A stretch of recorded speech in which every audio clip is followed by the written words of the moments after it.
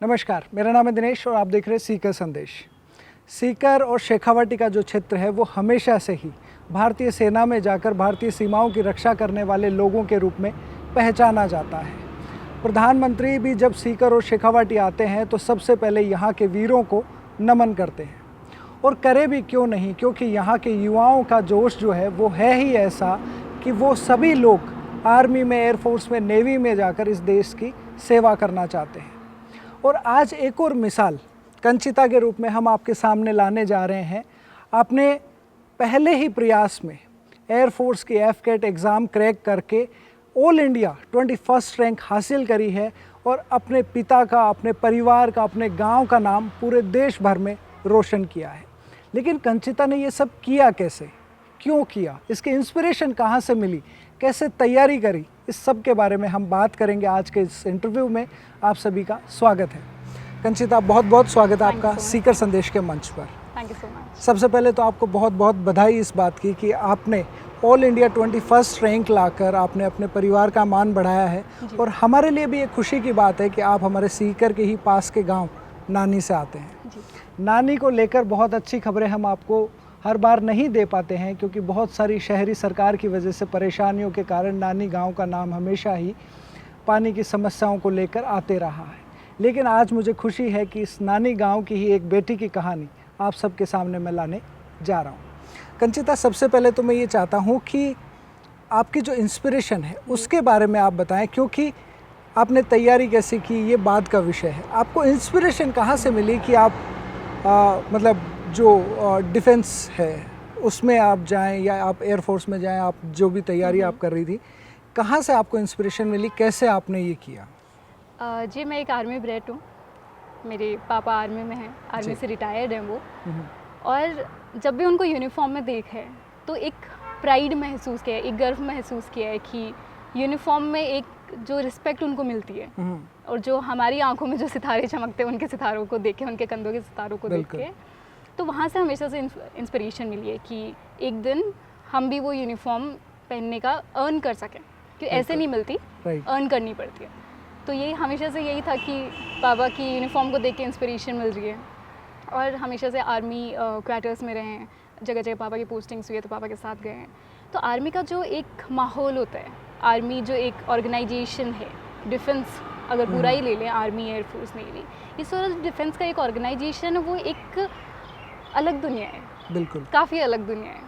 तो उस दुनिया में एक तो आर्मी ब्रेड बन के रह रहे हो एक, और एक आप खुद ऑफिसर बन के जा रहे हो, तो उसमें काफ़ी फ़र्क होता है। तो बस वहीं से डिसाइड कर लिया पापा को यूनिफॉर्म पहन के देखते हुए। बिल्कुल, आपके पापा की भी हम बात करेंगे। और आपको हम बता दें कि कंचिता के पापा बनवारी लाल जी भामू कई वर्षों तक देश की सेवा करने के बाद में वर्तमान में सीकर से सालासर रोड पर स्थित नेछवा में सनराइज़ पब्लिक स्कूल के डायरेक्टर हैं। अभी हम इसी स्कूल के प्रांगण में हैं और यहीं पर हम कंचिता से बात कर रहे हैं। हम आपके फादर से भी बाद में हम बात करेंगे आपके बारे में। तो आपका बचपन जो है वो कैसा रहा, कहाँ आप पैदा हुई, कैसे आपने मतलब स्कूलिंग, कॉलेज, ये सब आपने कहाँ से किया? जी, मैं पैदा तो नानी गाँव में ही हुई हूँ। अच्छा। और पापा के साथ हम गए थे सबसे पहले पुणे। ओके। पापा पुणे में पोस्टेड थे, तो पापा फर्स्ट टाइम वहाँ हमें साथ लेके गए थे। और मेरा स्कूलिंग 10th क्लास तक आर्मी पब्लिक स्कूल पुणे से हुआ है। तो अब आर्मी बैकग्राउंड में हैं, आर्मी क्वार्टर्स में रह रहे हैं, आर्मी स्कूल्स में जा रहे हैं, आर्मी की जो डाइटन्स होती हैं वो बसेस होती हैं आर्मी स्कूल्स के लिए। तो वो सारा ये है कि जहाँ देखो आप जहाँ देख रहे हो आपको यूनिफॉर्म में लोग दिख रहे हैं, और जो वो जब चलते हैं उनका जो गर्व होता है, वो जो प्राइड महसूस करते हैं उस यूनिफॉर्म में, उसको देख के ऐसा लगता है कि कुछ बात है। मतलब ऐसे नॉर्मल इंसान में वो चीज़ नहीं आ सकती। आपका जो यूनिफॉर्म होता है वो आपको एक अलग पहचान देता है। तो मेरा स्कूलिंग आर्मी स्कूल से हुआ है 10th क्लास तक। आफ्टर दैट 11th 12th मेरा सीकर से हुआ है, और मेरा ग्रेजुएशन जयपुर से हुआ है ग्रेजुएशन में। और मेरा पोस्ट ग्रेजुएशन राजस्थान यूनिवर्सिटी जो मेन कैंपस है वहाँ से मेरा पोस्ट ग्रेजुएशन है पॉलिटिकल साइंस में। ओके। यूजुअली 21-22 साल ही लगते हैं पीजी करने में, और आपने 21 साल की उम्र में आपने पीजी कर भी लिया, और आपने पहले ही अटेम्प्ट में आपने एफकेट क्रैक कर लिया, आपने सीडीएस भी आपने कर चुके थे, आपने बस उसका आपने इंटरव्यू नहीं दिया क्योंकि आपने एफकेट का दिया। तो इसकी तैयारी आपने कैसे करी? हमने काफ़ी सारी चीज़ें सुनी है आपके फादर साहब से कि आपने घर पे तैयारी वगैरह करी, तो हम चाहते हैं कि आप हमारे व्यूअर्स को थोड़ा सा डिटेल में बताएं ताकि वो उस चीज़ को थोड़ा सा समझ पाए। मतलब आपने जितना किया उसका कुछ हिस्सा भी वो समझ लेंगे तो मुझे लगता है उन्हें बहुत अच्छा लगेगा। जब मैंने एग्ज़ाम दिया था और जब मैं इंटरव्यू के लिए गई थी तब तो मैं सिर्फ 20 साल की थी। 21 साल की तो अभी मेरिट लिस्ट आने पे हुई हूँ मैं। अच्छा। अभी 2 महीने पहले। ओके। तो तब मैं यंगेस्ट कैंडिडेट थी वहाँ पे। अच्छा। मैं वहाँ गई और मैं 20 साल की थी और ऐसा था कि मैंने इसका प्रिपरेशन कहीं ऐसा नहीं है कि मैं कोई बुक्स में से कर रही हूँ या फिर मैं कोई कोचिंग्स में से कर रही हूँ कि अपने आप को रूम में बंद करके 5-5, 7-7, 8-8 घंटे पढ़ रही हूँ। नहीं, ये सब रिटर्न एग्ज़ाम के लिए होता है। आपका जो इंटरव्यू होता है SSB interview, it's not about books कि आप कितना बुक्स में से पढ़ सकते हो, इट्स अबाउट योर पर्सनालिटी कि आप कितना पर्सनालिटी को कैसे डेवलप करते हो। तो और पर्सनालिटी एक रूम में बैठ के तो डेवलप होती नहीं है। राइट। तो पर्सनालिटी तब डेवलप होती है जब बाहर निकलते हो, आप अलग अलग चीज़ें करते हो, आप गलतियाँ करते हो, आप उन गलतियों को सुधारते हो, ठीक है, और आप नए नए लोगों से मिलते हो, उनके एक्सपीरियंसेस से आप कुछ गेन करते हो, आप बड़े बूढ़े के साथ बैठ रहे हो, आप बच्चों के साथ बैठ रहे हो। तो ये सारी जो है ये एक प्रिपरेशन का ही पार्ट है। तो मुझे लगता नहीं है इसके लिए कोई कोचिंग वगैरह की तो ज़रूरत है, क्योंकि पर्सनालिटी ऐसी चीज़ है कि आपकी 2 दिन में, 5 दिन में, 15 दिन में या 2 महीने में नहीं बन सकती। आप जब से पैदा होते हैं तब से आपकी पर्सनालिटी बिल्ड होना शुरू होती है। आपकी सराउंडिंग, आपका एजुकेशन, आपके पेरेंट्स, आपके आसपास के लोग, आपके फ्रेंड्स, आप कैसी कंपनी में रहते हैं, राइट। तो वो सब आपकी पर्सनालिटी बिल्ड करते हैं। तो बस वही चीज़ें हैं कि आपको अगर प्रिपरेशन करनी है इस चीज़ की तो फोकस ऑन योर पर्सनालिटी। आप एक इंसान कैसे हैं, क्योंकि फोर्सेस में बहुत ज़्यादा ऐसा नहीं है कि बहुत इंटेलिजेंट लोग चाहिए, उन्हें लीडर्स चाहिए होते हैं। और लीडरशिप जो है किसी किताब से पढ़ के नहीं आ सकती। Very true. तो लीडरशिप लाने के लिए आपको ऐसे काम करने पड़ते हैं। मैं स्कूल में अपने हेड गर्ल रही हूँ और मैं आगे भी मैंने लीडरशिप के जो भी है, हमेशा जब भी कुछ इवेंट हो रहा है मैं हमेशा आगे चल के पार्टिसिपेट किया है मैंने। हमेशा अगर कहीं पे कुछ नहीं भी आता है तो मैं आई विल गो, मैं देखूँगी, मैं सीख लूँगी। आता नहीं है पर मैं सीख लूँगी। तो ये वाली जो चीज़ होती है, मतलब ऐसा है कि जर्नी जो है ईजी नहीं रही है, हर्डल्स आते हैं, डिफ़िकल्टीज आती है, लेकिन ये होता है ना कि एक आपका एक नेवर गिव अप एटीट्यूड होता है कि गिव अप करना ऑप्शन नहीं होता। तो जब ये गिव अप नहीं करने वाला ऑप्शन जो होता है वो आप कंसिडर कर लेते हैं तो आप CDS या FCAT नहीं, आप कोई भी एग्ज़ाम क्लियर कर सकते हैं। बिल्कुल। अभी 2 दिन पहले मैं यूरो इंटरनेशनल स्कूल में कोई गया था शूट के लिए, तो वहाँ पे एक बच्ची ने बहुत अच्छी बात कही थी कि if someone can do it I can do it, if nobody can do it I will have to do it. Exactly, इस तरह का एटीट्यूड रखना काइंड ऑफ चीज़ है। तो ये जो बाकी बातें थी, मतलब जो घर पे रस्सी बांध के पेड़ पे चढ़ना करना, मतलब ये किस तरह की चीज़ें थी? देखिए, जब SSB इंटरव्यू होते हैं तो ये 5 दिन का प्रोसेस होता है। ओके। और उसके अंदर 3 टाइप के टेस्ट होते हैं, एक साइकोलॉजिकल टेस्ट होता है, एक फिजिकल टेस्ट होता है, एक पर्सनल इंटरव्यू होता है। ओके। तो जो फिजिकल टेस्ट होता है उसके लिए ऐसा होता है कि उसमें बहुत सारे ऐसे होते हैं, टेस्ट होते हैं, उनमें से एक टेस्ट होता है जिसके अंदर ऐसा होता है कि आपको एक वर्टिकल रोप चढ़नी होती है। ओके। तो वर्टिकल रोप चढ़ना डिफ़िकल्ट होता है यूजुअली लड़कियों के लिए, क्योंकि आर्म स्ट्रेंथ और कोर स्ट्रेंथ बहुत ज़्यादा चाहिए होती है उसके लिए, और टेक्निक भी चाहिए होती है आर्म स्ट्रेंथ के साथ। तो मेरे को ऐसा था कि मुझे ये चढ़ना है, बट पहली बार मैं कोशिश किया, एक बार भी पुल नहीं कर पाई उस पर। तो पापा ने सिखाया वो चीज़, टेक्निक के साथ सिखाया, और थोड़ा घर पे लाके पेड़ पे रस्सी टांग दिया और उस पर प्रैक्टिस किया सुबह सुबह डेली, और 5-7 दिन में मैं सीख गई काफ़ी। मतलब ऐसा 1-2 दिन काफ़ी डिफ़िकल्ट रहा, बट सीख गई मैं। और वहाँ जाके ऐसा होता है कि आपको सबसे पहले जिस भी ऑब्स्टिकल से आपको शुरू करना होता है, आपको उसके पास जाके खड़े हो जाओ, और ये हाईएस्ट मार्क्स का होता है। यूजुअली लड़कियाँ इसको स्किप कर देती हैं क्योंकि ये होता नहीं है, और टाइम लिमिटेशन होती है कि 3 मिनट में 10 ऑब्स्टिकल्स पूरे करने होते हैं, तो वो प्रेफर करती हैं जो जल्दी हो जाए। तो मैं तो सीधा जाके वर्टिकल रोप के सामने खड़ी हो गई, मैं सबसे पहले ये करूँगी मैं तो सबसे पहले वही किया था, और बहुत कम लड़कियाँ थी जो कर पाई थी। अच्छा। तो वो होता है ना कि एक अलग ही खुद में प्राउड फील हो रहा था, खुद में मैंने कर लिया, कि मैंने कर लिया, चाहे और मतलब कितना भी रहा हो, मैंने ये वर्टिकल रोप कर लिया। क्योंकि ऐसा होता है कि इवन इंटरव्यू जब मेरा हो रहा था, पर्सनल इंटरव्यू, तो दे आस्क्ड मी कि व्हाट इज़ योर वीकनेस, आपकी वीकनेस क्या है। तो मैंने ये बोला था कि सर मेरी आर्म स्ट्रेंथ कम है, और मैंने उसको बिल्ड करने की। तो उन्होंने पूछा कि आपने क्या किया, आपको मालूम है कि आपके पास एक वीकनेस है, ठीक है, आपको मालूम है आपकी वीकनेस क्या है, आपने रिकॉग्नाइज़ कर ली, लेकिन आपने किया क्या उसके बारे में। मैंने सर कल मेरा GTO टास्क है और मैं उसमें वर्टिकल रोप चढ़ूँगी।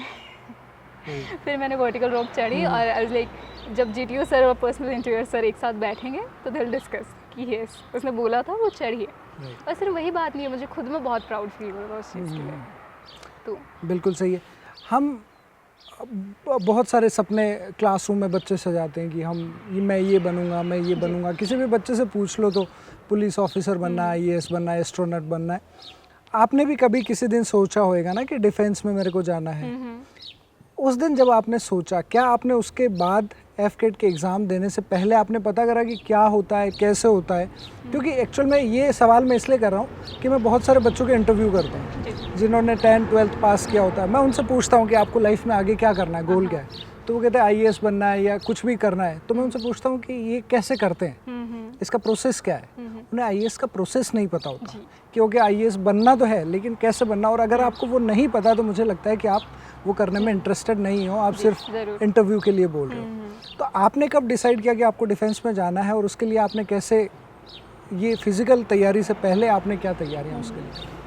जी वैसे तो अगर आप ऑफिसर एंट्रीज के लिए जा रहे हैं तो आपको फिजिकल से ज़्यादा मेंटल प्रिपरेशन की ज़रूरत होती है, क्योंकि फिजिकली वो ट्रेनिंग में आपको प्रिपेयर कर देंगे। ठीक है, तो मेंटली आपको प्रिपेयर करने की ज़रूरत होती है। और जैसे कि आपने बोला कि एग्ज़ाम अगर कोई करना है उसकी प्रोसेस वगैरह, तो मेरा मानना है कि कोई भी एग्ज़ाम की जो प्रिपरेशन होती है वो शुरू उसी चीज़ से होती है कि वो एग्ज़ाम क्या है, उस एग्ज़ाम को समझने में, उस एग्ज़ाम की डिमांड क्या है, वो कैंडिडेट से क्या चाहते हैं। हर एक एग्ज़ाम का अपना एक अलग डिमांड होता है। Right. अगर आप यूपीएससी आईएएस के लिए जा रहे हैं अलग डिमांड होगा, यूपीएससी सीडीएस के लिए जा रहे हैं अलग डिमांड है, एफकेट के लिए आ रहे हैं अलग डिमांड है। तो हर एक एग्ज़ाम की डिमांड समझना बहुत ज़रूरी होता है। अभी एफकेट के लिए जब मैं प्रिपेयर कर रही थी रिटर्न एग्ज़ाम के लिए, तो सबसे पहले मैंने एक ही चीज़ करी, वो मैंने प्रीवियस ईयर पेपर्स उठाए कि पिछले 10 साल के कि एग्ज़ाम का पैटर्न कैसा होता है, एग्ज़ाम में कैसे क्वेश्चंस पूछे जाते हैं, किस एरिया से ज़्यादा क्वेश्चंस पूछे जाते हैं, उनका फेवरेट एरिया जो होता है एक जहाँ से हर साल क्वेश्चंस आते हैं, तो वो कौन से एरियाज़ है। तो पहले तो पेपर एनालिसिस जो होता है, एग्ज़ाम एनालिसिस, वो मैंने किया। उसके बाद जो सोर्सेज रिक्वायर्ड होते हैं, बुक्स रिक्वायर्ड होते हैं, यूजुअली मैं बुक्स में से it's not a good thing by the way कि आप बुक्स में से नहीं पढ़ के आप इंटरनेट सोर्सेज वगैरह का ज़्यादा यूज़ कर रहे हो, पर मैंने ज़्यादा प्रेफर किया इंटरनेट सोर्सेज को, क्योंकि काफ़ी सारी वास्ट इन्फॉर्मेशन मिल जाती है। बुक्स आपको बहुत सारी बुक्स रेफ़र करनी पड़ती है आपको एक इन्फॉर्मेशन के लिए, और टेक्नोलॉजी का अगर सही यूज़ किया जाए तो सबसे बेस्ट इन्वेंशन है टेक्नोलॉजी, अगर सही यूज़ किया जाए तो ये है कि आप एक क्लिक में you can get so much information, इतनी सारी इन्फॉर्मेशन एक क्लिक में आपको मिल रही है। तो अगर मुझे एयरफोर्स के बारे में कुछ भी जानना है, अगर मैं एयरफोर्स में जा रही हूँ तो मुझे एयरक्राफ्ट्स के बारे में, मुझे एयरफोर्स की जितने भी फॉर्मेशंस वगैरह जो हैं उनके बारे में, एयर चीफ मार्शल्स जो हैं, आर्मी के भी बारे में, नेवी के भी बारे में, ऐसा नहीं कि सिर्फ एयरफोर्स में जा रही हूँ तो मुझे आर्मी और नेवी की ज़रूरत नहीं है, मुझे पूरा डिफेंस का ज़रूरत है। तो वो सब चीज़ों के बारे में पढ़ना, और ये तो रिटर्न एग्ज़ाम का था। और इंटरव्यू के लिए आपको ऑफिसर लाइक क्वालिटीज़ डेवलप करनी पड़ती है। इंटरव्यू आपका ऐसा नहीं हो सकता कि आप किताबों में से पढ़ के करते हैं, उसके लिए आपको क्वालिटीज़ होती हैं, ऑफिसर लाइक क्वालिटीज़ जो आपके अंदर डेवलप करनी होती हैं, और वो क्वालिटीज़ डेवलप करने में आपको वक्त लगेगा अगर आप सही में, और वो क्वालिटीज़ आप डेवलप कर लेते हैं, आपका इंटरव्यू क्लियर हो ना हो, आप एक बेहतर इंसान ज़रूर बन जाएंगे अगर वो क्वालिटीज़ आप सही में आप डेवलप कर लेते हैं, और लाइफ लॉन्ग वो चीज़ें काम में आती है। बिल्कुल सही बात है जी, वो कभी वेस्ट नहीं जाएगा। Very true. कब ये डिसाइड किया था कि आपको डिफेंस में जाना है? ये सवाल का आंसर मिस हो गया था। हर एक बच्चे की तरह मेरे भी हमेशा से ऐसे अलग अलग सपने की, जहाँ पे देख लिया कि अगर किसी को फैशन डिज़ाइनर को देख लिया तो मुझे फैशन डिज़ाइनिंग में जाना है, किसी आईएएस को देखा तो मेरा I want to be like him, उनके जैसा मुझे बनना है। पर ये होता है कि आप बहुत सारी चीज़ें ट्राई करते हैं, आप बहुत सारे फील्ड्स में अपना इंटरेस्ट बहुत सारे फील्ड्स में आप सब में उनमें ट्राई करते हैं। मैं हमेशा से जिसमें भी मुझे इंटरेस्ट आया है उसमें मैंने वर्क किया है। मुझे फैशन डिज़ाइनिंग में इंटरेस्ट था, मैंने काफ़ी उसमें किया है, मैंने निफ्ट के एग्ज़ाम दिए और मेरा क्लियर भी हुआ। तो ये है कि बट मैंने ज्वाइन नहीं किया।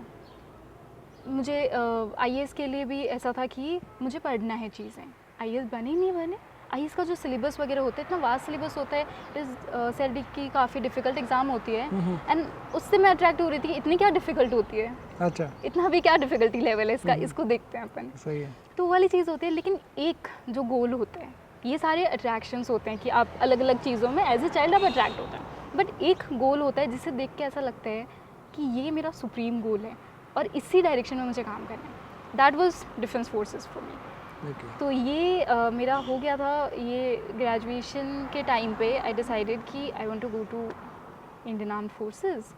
और उसी टाइम पर मेरी एज नहीं हुई थी ग्रेजुएशन के अच्छा। टाइम पे। बट ये होता है कि आप अपनी एज होने का इंतज़ार नहीं करते हैं, एज जब होएगी तब तक आप फुल्ली प्रिपेयर्ड हो। राइट। तो स्टार्टिंग में प्रिपरेशन की जब भी मेरा एज होएगा मैं फर्स्ट अटैम्प्ट दूंगी, विद फर्स्ट माई अटैम्प्ट मैं क्लियर करूँगी इस चीज़ को। प्रिपरेशन मैंने पहले शुरू कर दी थी, मैंने अपनी एज उसके लिए एलिजिबल होने का इंतज़ार नहीं किया और मैंने आपने उसके लिए- कर भी दिखाया जी। कि आपने फर्स्ट अटेम्प्ट में करेक्ट करा। और आप क्योंकि आर्मी स्कूल में पढ़ी हैं, वो सारा माहौल आपने देखा है डिफेंस वाला। जी। यहाँ पे जब आप बच्चों को देखती हैं, आपके तो फादर साहब का भी स्कूल है, जी। अपने आसपास में देखते हैं, बाकी के फ्रेंड्स को आप देखती हैं, तो आपको कितना फ़र्क महसूस होता है कि आप एक डिफेंस पर्सनल के यहाँ पे रहकर आप आर्मी स्कूल में पढ़ें और एक नॉर्मल जो स्कूलिंग होती है बच्चों की, कितना एक्सपोजर का या मतलब डिसिप्लिन का इनका कितना फ़र्क नज़र आता है? सर आर्मी स्कूल के जो बच्चे होते हैं वो ऐसा होता है कि हर 2-3 साल में उनकी पोस्टिंग्स अपने पापा के साथ साथ पोस्टिंग्स होती रहती है उनकी भी। तो वो ऐसा होता है कि वो आते हैं हर जगह, उनको एक तो किसी भी सराउंडिंग में एडजस्ट होने में टाइम नहीं लगता। ओके। ठीक है, तो वो उस चीज़ के आदी हो चुके होते हैं कि उनको नई जगह जाने हैं और हर टाइम 2-3 साल बाद नई जगह जाने हैं और वहाँ पे नए दोस्त बनाने हैं, नए स्कूल में जाने हैं, नया सब कुछ करना है। तो एक तो वो एडजस्टेबिलिटी वाला चीज़ होता है, सराउंडिंग के साथ ब्लेंड हो जाना, एडजस्ट भी नहीं ब्लेंड हो जाना। Okay. कि आप अपनी जैसे आप सराउंडिंग में आप वैसे बन जाते हैं, आप बच्चों के साथ बच्चे बन जाते हैं, आप बड़ों के साथ बड़े बन जाते हैं। तो वो वाली चीज़ होती है कि एक सराउंडिंग में ब्लेंड हो जाते हैं। दूसरा चीज़ है कि मुझे जहाँ तक लगता है कि ये जो प्रोसेस है आर्मी एरिया में रहना, पापा के साथ साथ पोस्टिंग्स में रहना, हमेशा सामान हमेशा पैक करते रहना, मतलब ज़्यादातर सामान पैक ही रखना, सही है।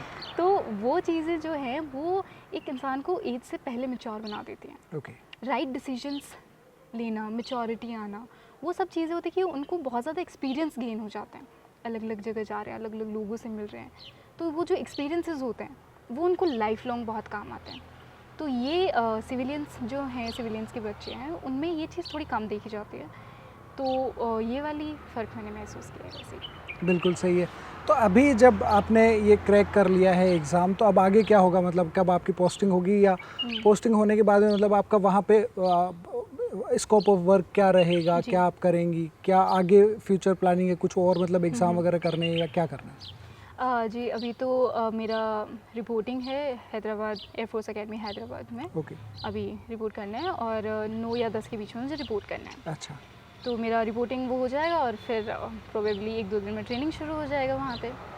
और उसके बाद मुझे ये कि अभी तो ट्रेनिंग होगा, मेरा ट्रेनिंग पे फोकस करना है फुल्ली, अपने आप को मेंटली, फिजिकली, इमोशनली हर चीज़ से प्रिपेयर करना है डिफेंस फोर्सेस के लिए। क्योंकि डिफेंस फोर्सेस के लिए प्रिपेयर करना बहुत ज़्यादा वो होता है कि आप बोलते हैं ना कि मेंटली इतने ज़्यादा स्ट्रॉन्ग हो जाते हैं उस ट्रेनिंग के ड्यूरिंग।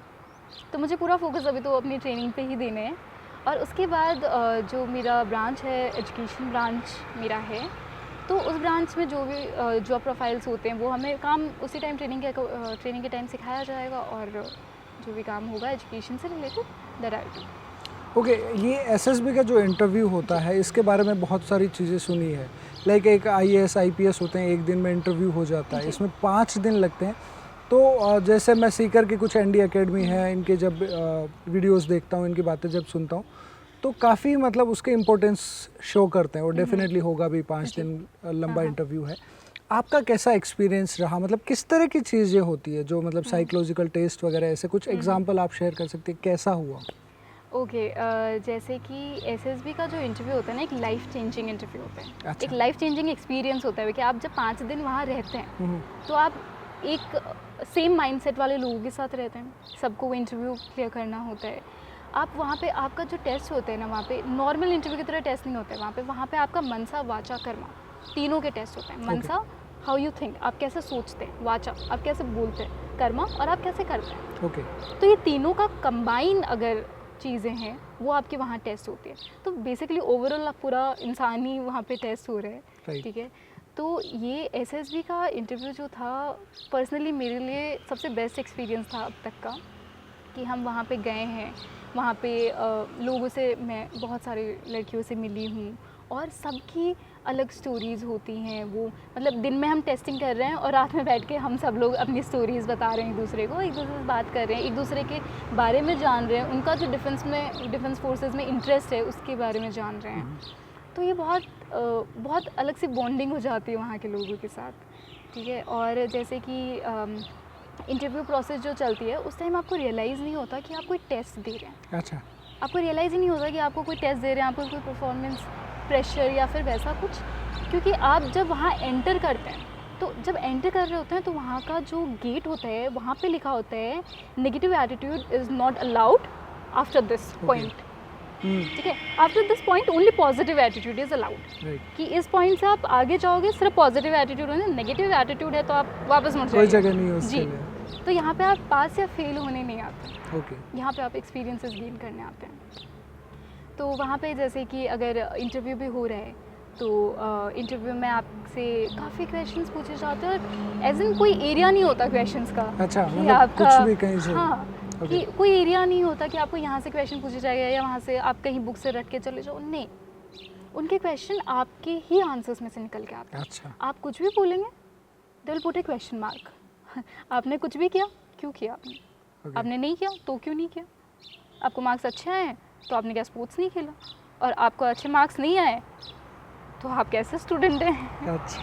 तो ऐसे करके हर एक चीज़ में उनके क्वेश्चन मार्क होते हैं। तो आपको खुद को बहुत अच्छे से जानना पड़ेगा कि आपने अगर कोई लाइफ में डिसीजन लिया है तो आपने वो डिसीजन क्यों लिया है, ओके। क्या रीज़न है। आपने कोई गलती करी है, बहुत नेचुरल बात है गलती करना। आपने कोई गलती करी है, ठीक है, पर उसके बाद क्या किया? उसको सुधारा आपने उसको दोबारा कमिट किया, क्योंकि आप एक बार गलती कर रहे हैं वो गलती है, दोबारा कर रहे हैं आपकी चॉइस है। आप दोबारा कर रहे हैं तो वो गलती नहीं है फिर। तो ये होता है कि आप गलतियाँ भी कर रहे हैं, आप उनको सुधार भी रहे हैं और आप वहाँ पे बहुत ऐसा ओपनली जाके बोल रहे हैं कि सर मैंने ये गलती करी और मैंने इसको सुधारने के लिए ये चीज़ करी। वो आपसे आपकी स्ट्रेंथ पूछते हैं, वो आपसे आपकी वीकनेसेस पूछते हैं, वो आपको प्रेशर क्रिएट करने के लिए कि आप प्रेशर के अंडर प्रेशर कैसे आप वर्क करते हैं, वो आपको काफ़ी प्रेशर देते हैं दिमाग पे। सवाल पूछ हाँ, के। रैपिड क्वेश्चंस पूछते हैं, एकदम रैपिड फायर के जैसा क्वेश्चंस पूछते Okay. हैं वो। और जैसे आपके मुँह से कुछ भी अगर निकल गया बाई चांस, वो पकड़ेंगे उस चीज़ को और वो पूरा डीप तक जाएंगे। They are very experienced people और उनको बहुत साइकोलॉजिस्ट और इंटरव्यूअर्स जो होते हैं they just know you just by looking at you. आपको देख के वो बता देंगे कि अच्छा। आप डिफेंस में आने के लायक हैं कि नहीं। वो आपका जो पूरा टेस्टिंग प्रोसेस है, तो ये बहुत अच्छा टेस्टिंग प्रोसेस है, मुझे बहुत अच्छा लगता है। मतलब इसमें आप झूठ नहीं बोल सकते उनके सामने? नहीं नहीं नहीं, आप अगर सोच रहे हैं कि आप झूठ बोल लेंगे वहाँ जाके तो ऐसा तो बिल्कुल नहीं हो सकता, क्योंकि बहुत सारे बच्चे जो होते हैं उनको लगता है कि अपन झूठ बोल लेंगे उनको मालूम नहीं चलेगा और वो भी ऐसे रिएक्ट करेंगे कि हमें मालूम नहीं चल रहा है और बाद में जब रिजल्ट आता है रिजेक्टेड। तो वो चीज़ है कि आप उनको झूठ बोल के आप वहाँ रिकमेंड नहीं हो सकते हैं। आपने गलतियाँ करी है, बी ऑनेस्ट अबाउट इट, क्योंकि एक ये भी बहुत बड़ी चीज़ होती है कि आपने गलती करके आपने उसको एक्सेप्ट किया है गलती को कि हाँ मैंने ये गलती करी है। अगर आप एक्सेप्ट कर लेते हैं तो आपको सुधारने का स्कोप होता है।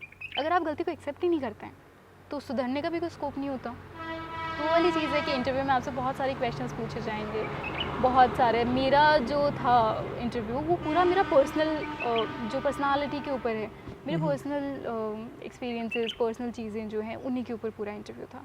और बहुत से लोगों को एयरक्राफ्ट्स के बारे में, करंट अफेयर्स के बारे में भी पूछा था, बट मुझसे नहीं पूछा गया उसके बारे में ज़्यादा। उन्होंने मेरी पर्सनालिटी में ज़्यादा इंटरेस्ट दिखाया था। मुझसे मेरी पर्सनालिटी के बारे में पूछा गया था सारी चीज़ें। जैसे कि मेरा ये एक्सपीरियंस नहीं है, बट एक लड़की से मेरी वहाँ बात हुई थी तो उनको पूछा कि एयरक्राफ्ट कैसे फ्लाई करते हैं। अच्छा। तो दोनों बहुत फ़नी, इंटरव्यू भी काफ़ी फ़नी थे। तो उन्होंने बोला कि एयरक्राफ्ट कैसे फ्लाई करते हैं, तो वो कहते हैं कि वो लड़की को थोड़ी देर समझ नहीं आया कि वो मैकेनिज़्म पूछ रहे हैं कि क्या पूछ रहे हैं। तो उन्होंने बोला कि सर मुझे समझ नहीं आया। तो बोलते एयरक्राफ्ट ऐसे जो जाते हैं वो कैसे फ्लाई करते हैं ऐसे। तो बोलती है सर ऐसे। तो ऐसे बहुत फ़नी एक्सपीरियंसेस होते हैं, ठीक है। तो बहुत फ़नी एक्सपीरियंसेस होते हैं इसके अंदर, बहुत सारे फ़नी एक्सपीरियंसेस होते हैं। अलग अलग लोगों के अलग अलग एक्सपीरियंसेस होंगे। ऐसा नहीं है कि दो लोग अगर मिल रहे हैं तो वो बोलेंगे मेरे साथ भी ऐसा हुआ, मेरे साथ भी ऐसा, नहीं, सबके डिफरेंट एक्सपीरियंसेस। तो यही तो इसकी खास बात है कि सबके अलग अलग एक्सपीरियंसेस हो रहे हैं। और जैसे साइकोलॉजी टेस्ट होता है उसके अंदर बहुत सारे साइकोलॉजी टेस्ट होते हैं, टेट होता है, वेट होता है, SRTs होती हैं, SD होती है। तो उनमें क्या होता है कि जैसे आपको पिक्चर्स दिखाई जाती है, उन पिक्चर्स को देख के आपको स्टोरीज़ बनानी होती है ठीक है, और वो आपका परसेप्शन पे डिपेंड करता है, वो आपका रिफ्लेक्ट करता है आप किस टाइप के पर्सन हैं, क्योंकि आप वही देखेंगे जो आप आज तक आप जो आपने हो, हाँ, आप जो हो अंदर से, आप जिस सराउंडिंग में रहे हो, जैसा आप सोचते हो, जैसा आपके साथ हुआ है, जैसा आपके एक्सपीरियंसेस रहे, उसी के अकॉर्डिंग आप स्टोरी बनाओगे। वहाँ पे अगर 400 लोग टेस्टिंग के लिए आए, 400 स्टोरीज आएंगी वहाँ, किसी भी दो लोगों की सेम स्टोरीज नहीं आ सकती, क्योंकि हर एक इंसान का अलग होता है, और वहाँ कोई सही गलत नहीं होता, वहाँ पे सिर्फ पॉजिटिव एटीट्यूड देखा जाता है कि परसेप्शन कैसा है आपका, वो चीज़ देखा जाता है। वहाँ पे वेट होता है, वर्ड एसोसिएशन टेस्ट, उसमें एक वर्ड रिफ्लेक्ट किया जाता है और उसके ऊपर सेंटेंस बनाने होते हैं with in 15 second. Okay, 15 second में आप सेंटेंस बनाएंगे और आप उसको लिखेंगे भी। तो उसमें आप अगर कुछ वर्ड देख रहे हैं तो आपका दिमाग में जल्दी से लेके आने हैं आपको, और जल्दी से वही चीज़ें आएंगी जो नेचुरल है। बना नहीं सकते आप बनाने बैठोगे तब तक तो पूरा 15 मिनट का टेस्ट होता है, वो 15 मिनट में 60 वर्ड्स होते हैं, सब निकल जाएंगे। आई टेल यू कि मेरा किस टाइप का दिमाग चलता है, कि जैसे कि मैंने वर्ड देखा वॉच, ठीक है, तो I related to my life. Watch जो है it reminds me of punctuality. अब वॉच किसी के लिए देखने वाला वॉच हो सकता है, मेरे लिए वॉच जो है तो ये ओपन फॉर इंटरप्रिटेशन है, ठीक है। ड्रेनेज वाटर जो है उसका अगर आई कैन से कि सस्टेनेबल मतलब जो सिस्टम जो होता है उसको if you do it properly तो बहुत सारी हेल्थ हाइजीन जो है डिजीजेस से आपको तो आई मेक हाँ, मुझे यही लगा था कि आप अपने गांव से उसे रिलेट कर सकते हैं। कि मैं ना उसको हेल्दी कंडीशंस से लेके हाइजीनिटी से मिलके मैं उसका वो बनाऊंगी, तो वाला चीज़ है। और उसमें SD होता है सेल्फ डिस्क्रिप्शन। आपको खुद को दिया जाता है कि आप खुद के बारे में बताओ, आप कुछ भी बता सकते हैं, ठीक है, आपकी जो मर्जी आप बता सकते हैं, वो पढ़ेंगे, वो आपको एसेस करेंगे जो आप बता रहे हैं उसी के बेसिस पे, ठीक है। तो ये होता है कि आपसे उसमें पूछा जाएगा कि उसमें 5 क्वेश्चंस होते हैं कि आपके पेरेंट्स आपके बारे में क्या सोचते हैं। अच्छा। अभी आप अपने पेरेंट्स के साथ कभी बैठे ही नहीं हो, आपको मालूम ही नहीं है कि आप जानते ही नहीं है कि आपके पेरेंट्स आपके बारे में क्या सोचते हैं। अगर आपको मालूम है कि आपके पेरेंट्स आपके बारे में क्या सोचते हैं, अगर आपके पेरेंट्स आपके बारे में ऐसा सोचते हैं कि ये बच्चा पढ़ाई नहीं करता है मेरा, अगर आपको मालूम ही है वो चीज़ तो आप सुधार ही लेंगे कि मेरे पेरेंट्स को ऐसा लग रहा है तो मैं सुधारना चाहिए मुझे। लेकिन कभी आपको मालूम ही नहीं चलता कि मेरे पेरेंट्स मेरे बारे में क्या सोचते हैं, ठीक है। और दूसरे क्वेश्चन होते हैं आपके फ्रेंड्स आपके बारे में क्या सोचते हैं। तो ये सारी चीज़ें जो अगर आप गहराई में सोचते हैं तो आपको अपने बारे में इतना कुछ मालूम चलता है जो आपने कभी खुद ने सोचा ही नहीं, कभी नहीं सोचा होगा। इस प्रोसेस में आप अपने आप को इतना अच्छे से जान जाते हैं कि आपने अगर कोई भी डिसीजन लिया है उसके पीछे रीज़न क्या रहा है, आप क्या सोच रहे थे, ठीक है। अगर आपके फ्रेंड्स आपके बारे में ऐसा सोचते हैं तो क्यों सोचते हैं, हाँ, उसमें से फिर वो सवाल भी आ जाएगा, उनका नेक्स्ट क्वेश्चन उसमें से होगा। और आपको अपने बारे में इतनी सारी चीज़ें पता चल जाती है और इतनी सारी चीज़ों के अच्छाई के साथ साथ आपको इतनी सारी वीकनेसेस पता चल जाती है अपनी कि आपको ऐसा लगता है कि अब पता चली गई है तो सुधारना भी चाहिए इनको। सही है। तो आपका ऐसा अभी जैसे मैंने बताया आपको इंटरव्यू आपका क्लियर हो ना हो, आप एक बेहतर इंसान इस प्रोसेस में ज़रूर बन जाएंगे। राइट। तो वही चीज़ है। और साइकोलॉजी टेस्ट ऐसा होता है, जो ग्राउंड टास्क होते हैं वो सारे ग्रुप टास्क होते हैं। ऐसा होता है कि आपके ग्रुप के टास्क होते हैं जिसमें बल्ली फट्टा रस्सी वगैरह तुमको दिया जाता है और आप अपने ग्रुप के साथ काम करते हैं। उसमें आपका दिखाते हैं कि टीम वर्क आपका कैसा है, क्योंकि आप अगर डिफेंस फोर्सेज में जा रहे हैं तो अकेले तो आप क्या करेंगे, नहीं काम करेंगे आप वहाँ पे। अकेले काम करने वाले सोलो प्लेयर्स नहीं चाहिए, ठीक है। सोलो प्लेयर्स तो नहीं चाहिए होते हैं वहाँ टीम वर्कर चाहिए होते हैं जो अपनी टीम के साथ काम कर सके। और उसी टास्क में आपको टीम के साथ साथ काम करने के साथ साथ आपको वहाँ पे कमांडर भी बनाया जाता है, आपके लिए 2 सबऑर्डिनेट बुलाए जाते हैं और आप उनके लिए आप उनको जैसे ऑर्डर करते हैं वो वैसा ही करें। और वैसा करते टाइम अगर उनको लग गई, उनको कुछ हो गया, आप रिस्पॉन्सिबल होंगे उस चीज़ के लिए। तो आपका रिकमेंडेशन जो है, आपका सिलेक्शन जो है वो आपके ग्रुप पे भी डिपेंड करता है, आप अपने ग्रुप के साथ कैसे हैं, आपके ग्रुप के साथ बॉन्डिंग कैसी है। ग्रुप टास्क जो होता है उसमें एक अकेला कैंडिडेट रिकमेंड नहीं होता, उसमें पूरा ग्रुप रिकमेंड होता है। तो आपको ग्रुप टास्क ऐसे करना है कि आपको अपने पूरे ग्रुप को साथ लेके चलना है। वो चीज़ें होती है पर्सनल इंटरव्यू में आपका पूरा बिल्कुल बहुत अच्छे से वो जान लेते हैं, ठीक है। बहुत बार रुला के बाहर भेजते हैं, अच्छा। बहुत बार हंस रहे होते हैं अंदर। तो बहुत अच्छे एक्सपीरियंसेस होते हैं, काफ़ी अच्छे एक्सपीरियंसेस होते हैं। रिकमेंड होने के बाद जब आपके चेस्ट नंबर से आपको एड्रेस करते हैं, तो जब आपके चेस्ट नंबर वहाँ पे अनाउंस होते हैं कि इनका रिकमेंडेशन हो गया है, वो अभी मेडिकल्स के लिए जाएंगे और आगे उनका प्रोसेस जाएगा। तो वो जब आप अपना चेस नंबर सुनते हो, मेरा तो चेस नंबर 2 ही था, सबसे यंगेस्ट कैंडिडेट Okay. थी मैं वहाँ, तो मेरा सबसे पहले चेस नंबर बोला गया था वहाँ पे। तो मैं थोड़ी देर तो ऐसे थी कि ये सही में मेरा ही चेस नंबर है। क्योंकि ऐसा होता है कि इतना 5 दिन के प्रोसेस में आप उसे टेस्ट की तरह देख ही नहीं पाते हो, आप उसको एंजॉय कर रहे होते हो, उस प्रोसेस को एंजॉय कर रहे होते हो। ऐसा लगता है 5 दिन के लिए अपन कहीं पे एंजॉय करने आए हैं। राइट। तो आप अगर उसको वैसे एंजॉयमेंट की तरह लेते हो तो अच्छी बात है, बट ऐसा नहीं कि पूरा एंजॉयमेंट की तरह ले लो। सही है। अपना जो गोल है वो तो Right, हमेशा right, दिमाग में रखना ही है। तो सही है। जी बहुत अच्छी बात है। और आपसे बात करके मैंने आपके बारे में काफ़ी सारी चीज़ें समझी कि आपने लाइफ में बहुत जल्दी डिसीज़न ले लिया था, और आपने सिर्फ डिसीज़न नहीं लिया बल्कि उसके लिए आपने खुद को प्रिपेयर रखा कि जब आपको जैसे ही पहला मौका मिले तो आप उसमें सक्सेस आप हो जाओ। आपने उसके लिए किसी और को ब्लेम करना आपने नहीं सीखा कि जो करना है मुझे करना है, और मुझे कैसे करना है इसका बेस्ट तरीका खोजना है। ये बहुत अच्छी बात है, और मुझे लगता है कि आप बहुत सारे ऐसे बच्चों के लिए आप इंस्पिरेशन हो सकते हो जो या तो डिफेंस में जाने की तैयारी कर रहे हो, या डिफेंस में नहीं भी तो भी अगर कोई भी लाइफ में मतलब एग्ज़ाम आप क्लियर कर रहे हो, आप जी रहे हो, तब भी आप उनको बहुत अच्छी सारी बातें आप बता सकते हो। तो मैं चाहता हूँ कि आप कैमरे की तरफ देख के और उन बच्चों को एड्रेस करते हुए जो आपसे छोटे हैं, उनको एड्रेस करते हुए आप उन्हें कुछ अच्छी चीज़ें बताएं कि वो अपनी लाइफ को कैसे जिएं, कैसे वो हैंडल करें। जी।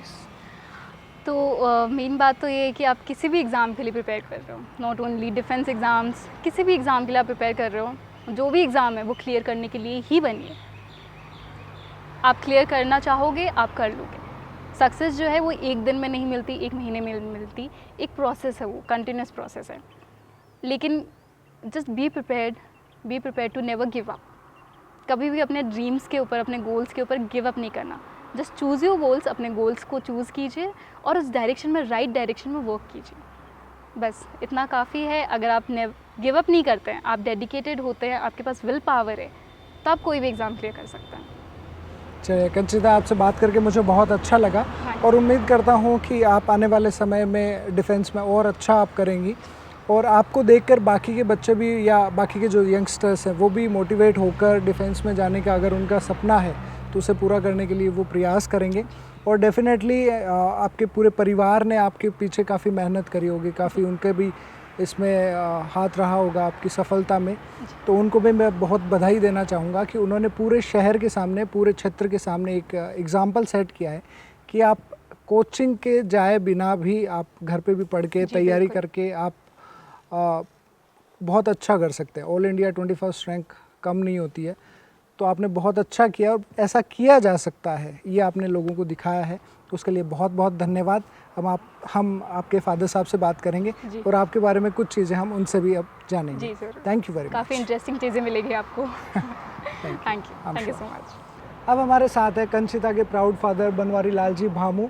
आप भी आर्मी में अपनी सेवाएं दे चुके हैं, तो मैं सबसे पहले तो चाहता हूं कि आप आर्मी में जो आपका स्कोप ऑफ वर्क रहा था, आप कहां रहे, कैसे रहे, जो लाइफ रही आपकी, उसके बारे में आप हमारे व्यूअर्स को बताएं। Thank you sir. मैं फरवरी 1997 में after completion of my 12th class मैंने इंडियन आर्मी ज्वाइन करी, और जैसे ही मैंने इंडियन आर्मी ज्वाइन करने के बाद में ट्रेनिंग करी, ट्रेनिंग के बाद में कारगिल वॉर शुरू हो गया 1999 में, and I was fortunate enough कि मेरी फ़र्स्ट पोस्टिंग कारगिल में ही हुई।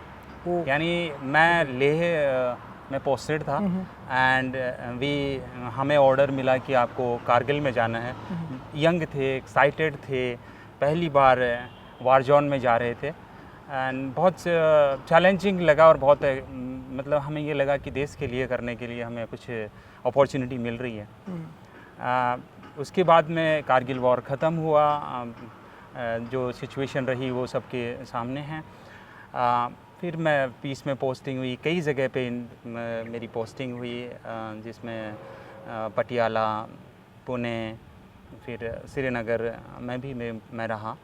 एंड मैं इस बात के लिए भी मतलब इंडियन आर्मी का थैंक यू बोलना चाहूँगा कि मुझे मेरी सेवाओं के बदले में और मेरी मेहनत जो मैंने उसमें करी, उसके लिए मुझे फ़ॉरेन असाइनमेंट भी दिया गया, एंड मुझे काबुल अफ़गानिस्तान में भारतीय सेना के लिए काम करने का गौरव मिला।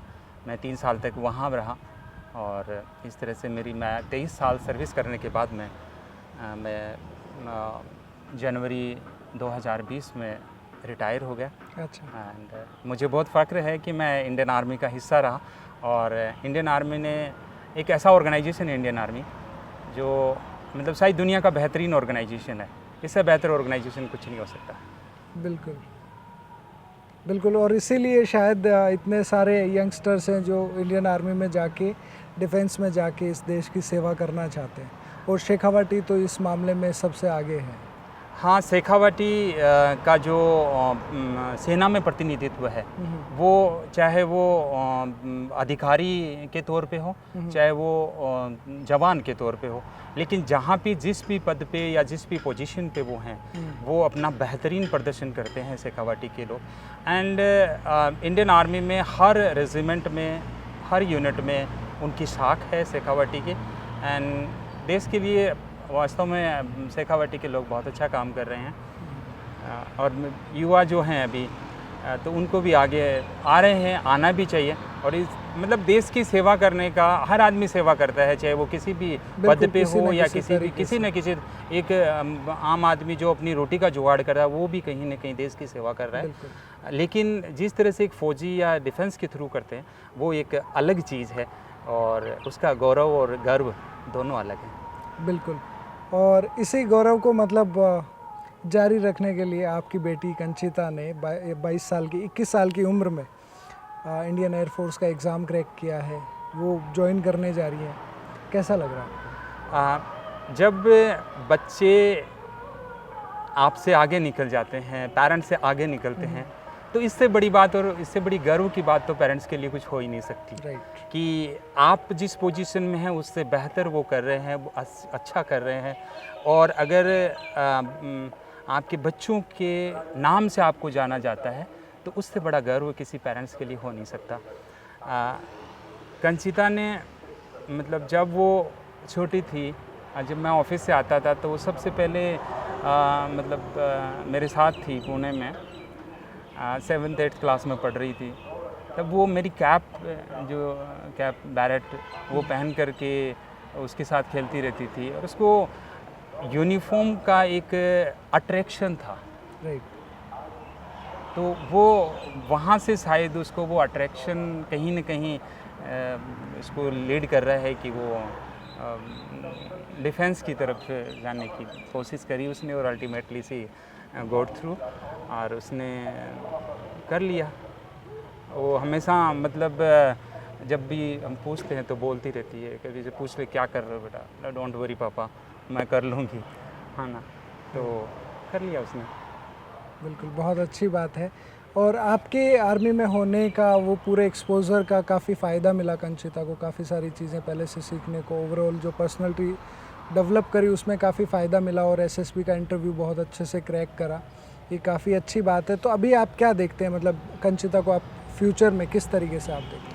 फ्यूचर में जो मैं सोचता हूँ कि जिस तरह से मैंने पूरे गर्व और गौरव के साथ में और बिना किसी मतलब कोई ऊंच नीच के सेवा करी है देश की, और करने के बाद में मैं घर आया हूँ, तो मैं चाहता हूँ कि एक वो अच्छी एक अधिकारी बने और अगर देश के लिए किसी भी तरह का सेवा करने का या बलिदान देने का अगर गौरव मिले तो उसमें पीछे नहीं हटे। इस तरह की वो अधिकारी बने कि वो चैलेंजेस ले ले और देश के लिए पूरी ईमानदारी से और यूनिटी और इंटीग्रिटी से काम करे।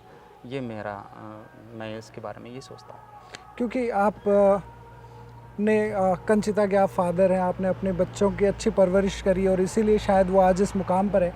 तो मैं चाहता हूँ कि बहुत सारे ऐसे बच्चे भी हैं जो आज के समय में हम बहुत सारी चीज़ें देखते हैं, आप तो खुद स्कूल चला रहे हैं तो आपको पता है कि बच्चे आजकल किस किस तरीके के माइंडसेट के होते हैं, फैमिली में बहुत सारी अजीब अजीब सी चीज़ें होती हैं। मैं चाहता हूँ कि आप उन्हें कुछ अच्छी एडवाइस दें कि वो कैसे एक अच्छे बेटा या बेटी बन सकते हैं और अपने अभिभावकों को बिना नाराज़ करे या उनको लेट डाउन करे देश हित में अच्छी चीज़ें कर सकते हैं। ज़रूरी नहीं है कि सभी लोग डिफेंस में जाएं, लेकिन जहाँ भी वो हैं वो ज़्यादा अच्छा कर सकें। प्लीज़। मैं जितने भी युवा हैं, युवा एस्पिरेंट्स हैं, या जो अपना करियर बनाना चाहते हैं, बनाने के लिए उस दहलीज पे खड़े हुए हैं, उनसे मेरा ये सुझाव है कि आप जो भी करें वो पूरी ईमानदारी के साथ करें।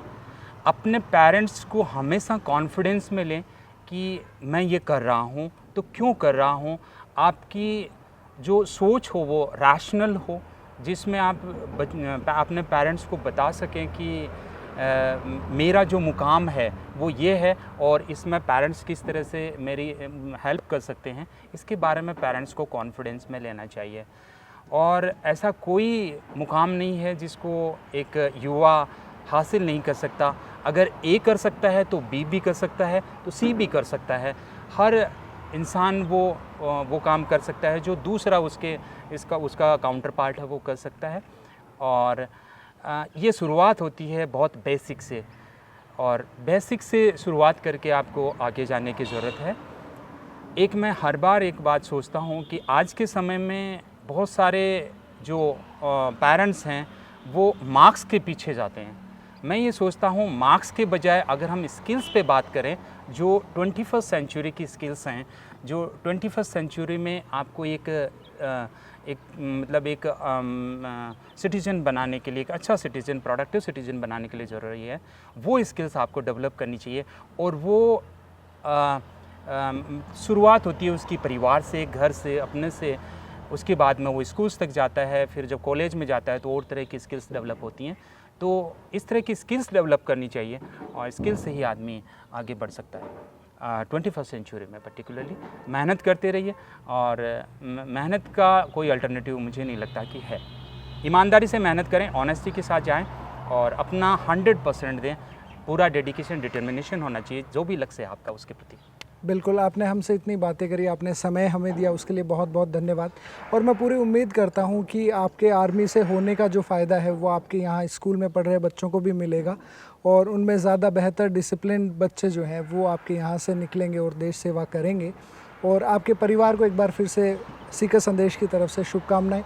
आपने हमारे सीकर का मान बढ़ाया है, आपके बेटी कंचिता ने बहुत अच्छा किया है, और उम्मीद करते हैं आगे भी इसी तरीके से आपके परिवार का जो एक्सपीरियंस का, एक्सपोजर का जो फ़ायदा है वो बाकी लोगों को मिलता रहेगा। सीकर संदेश को बहुत बहुत धन्यवाद इस हमसे बात करने के लिए, यहाँ आने के लिए और समय देने के लिए। बहुत बहुत धन्यवाद। Thank you.